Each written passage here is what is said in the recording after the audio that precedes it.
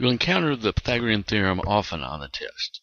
The Pythagorean theorem states that a squared plus b squared equals c squared, where a and b are the sides of the right triangle and c is the hypotenuse.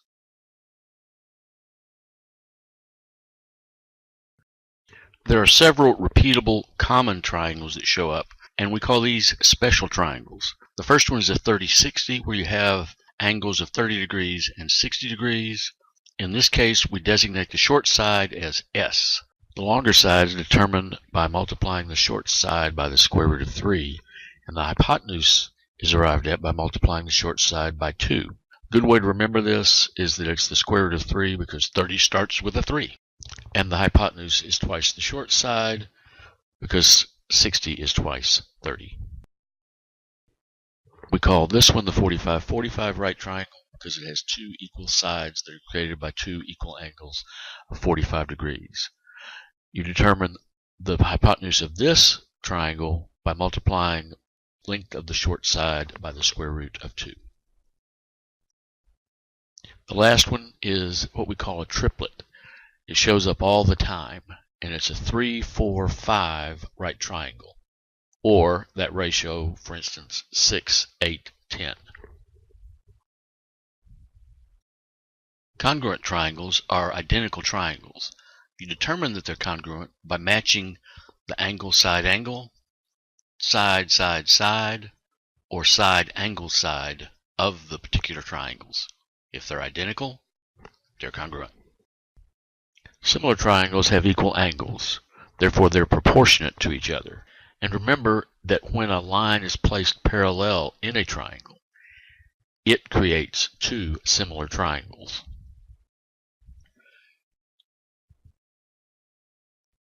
Change and average questions are common on the test. Remember, when you have a change in average, they're vulnerable if you go out to the totals, as in this case. Al, Bubba, and Sally have an average age of 17. Mary Jo joins a group and the average age goes to 22. How old is Mary Jo? Remember, we go to the totals here. So if the three of them have an average age of 17, 3 times 17 tells us they total 51 years. When we add Mary Jo to the group, the four of them have an average age of 22. So they total 88. There's a difference of 37 years, and it has to be Mary Jo. Portion problems show up frequently. In this case, a recipe says that 60 cookies use 3 cups of flour. How many cups of flour will be needed to make 150 cookies? Just simply set up your ratio. 60 is to 3, as 150 is to x, and when you solve, we get 7.5. You will find ratio problems frequently on the test. In this case, it's an expanding ratio problem. A high school has 700 students. The ratio of freshmen to sophomores to juniors to seniors is 4 to 3 to 2 to 1. How many juniors are there? Well, the key here is you've got to find the factor that expands or decreases the ratio to get to your total. So set up your ratio, 4 to 3 to 2 to 1, and we're going to multiply that ratio by a factor that inflates it to 700. We got to find out what that factor is, so we solve, and we find that 10x equals 700, so x equals 70.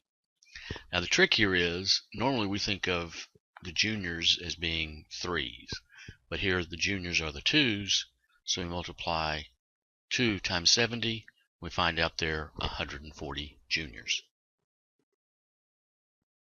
We will discover there are two types of work problems on the test. The key to work problems is remembering there's just one job to do. In this case, we have independent work. One of them is going to work for a while, the other one's going to finish it. In this problem, Lynn can mow the lawn in 3 hours, Charles can mow it in 4. If Lynn mows for 2 hours and Charles finishes the job, how long will it take Charles to finish it? Okay, there's one job to do, and you determine their hourly rate first. If Lynn takes 3 hours to mow the lawn, he does 1/3 of the job per hour. If Charles does a job in 4 hours, he does 1/4 per hour. Well, if Lynn's going to work for 2 hours, he's going to do 2/3 of the lawn, which means there's 1/3 left for Charles to finish. So 1/3 of 4 hours, which is what it takes him to do the whole job, it'll just take him 1/3 of that time to do it. So 1/3 of 4 hours is 4/3 of an hour. 1 hour, 20 minutes. Teamwork we do differently, because in this case we've got to find out what their combined rate is. In this problem, Lynn can mow the lawn in 3 hours, Charles can mow it in 4. Working together, how long will it take them to finish the lawn? Well, we combine their work rates here. If Lynn does the job in 3 hours, he does 1/3 per hour. If Charles does the job in 4 hours, he does 1/4 per hour. We combine those using least common denominator. We determine they do 7/12 of the job per hour. After 1 hour, there'll be 5/12 left. Now, if there were 7/12 left, it'd take them a whole hour, wouldn't it? So it's going to take them less than an hour. And the proportion you have to focus on here is in the numerators. 7/12 would be a full hour.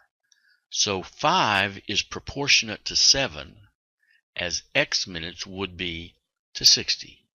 And we find out it's 43 minutes. So it's going to take them 1 hour and 43 minutes to do the job.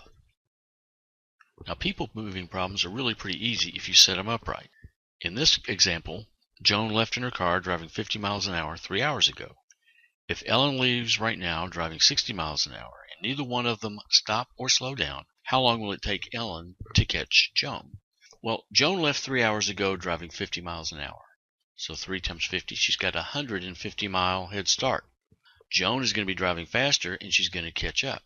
But she's only going to catch up at the difference in their rate, which is 10 miles an hour. If we divide 150 by 10, it's going to take her 15 hours to catch her.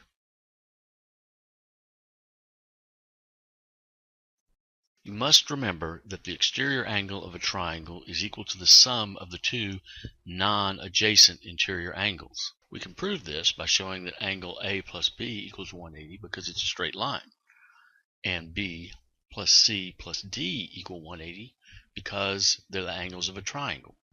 And if we substitute, we see that A equals the sum of C plus D. Now, when you see a triangle on the SAT and they don't say anything about there being a right angle and they don't give you anything about the angles in the triangle, what they're asking is if you know the sum of any two sides of a triangle must exceed the third side. An example would be a problem like this, where they say the sides of the triangle are x, 2x, and 7. What's x? Your answer choices are 1, 2, 4, 7, and 8. Now, you just pick two sides. X plus 2x is greater than 7. Therefore, 3x is greater than 7. So x is greater than 7/3. X is greater than 2 1/3. That's going to rule out 1 and 2. Then we pick two other sides. 7 plus x has to be greater than 2x. Therefore, 7 is greater than x. Thus, ruling out 7 and 8, leaving us with 4. Occasionally, they may ask you for the surface area of a cube. Remember that the area of a cube is side squared. You have 6 faces to a cube. So the surface area of a cube is 6s squared. They will ask you questions about the mean, median, and mode. Remember that the mean of a series of numbers is the average, the median is the 50th percentile, half the values are above it, half the values are below it, and the mode is the most frequent or common score. Let's say a teacher gave a test. 3 students scored 90, 1 scored 85, 180, 275, 170, and 165. Well, the mean would be your average. The median would be the midpoint.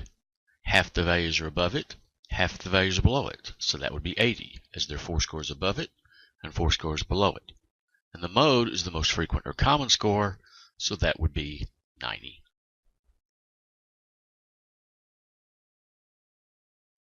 You must remember the order of operations. Remember the acronym PEMDAS. Please excuse my dear Aunt Sally. This stands for do all the work around the parentheses, evaluate the exponents, you multiply, divide left to right, you add, subtract left to right. PEMDAS, or please excuse my dear Aunt Sally. Probability is dividing the total possible outcomes by the number of desired outcomes. For instance, in an easy one, You have 8 blue shirts, 6 red shirts, 4 white shirts. After taking a blue shirt out, what's the probability you'll take another blue shirt out? Well, you simply add up how many shirts we've got. We've got now 7. 6 is 13. We've got 17 total shirts. And of those shirts, we've got 7 blue. So it's 7 out of 17. If they want to make the probability question more difficult, they'll give more variables to manipulate, as in this case, where they say you've got 2 dice, each numbered from 1 to 6. What's the probability you roll a combination that comes up with a 7? Well, you look at this and you go, how many ways can I come up with a 7? Well, I can do it with a 1 and a 6, a 6 and a 1, 2 and a 5, 5 and a 2, a 3 and a 4, and a 4 and a 3. So I've got 6 combinations that will work. Well, how many total possibilities do I have? Well, if I come up with a 1 on one cube, how many different combinations can come up on the other? That's right, 6. If I come up with a 2, I get 6 combinations. So I have 6 combinations of 6 for a total of 36 possibilities, of which 6 can come up 7. So I have a 6 out of 36, or 1 out of 6 chance of rolling a 7.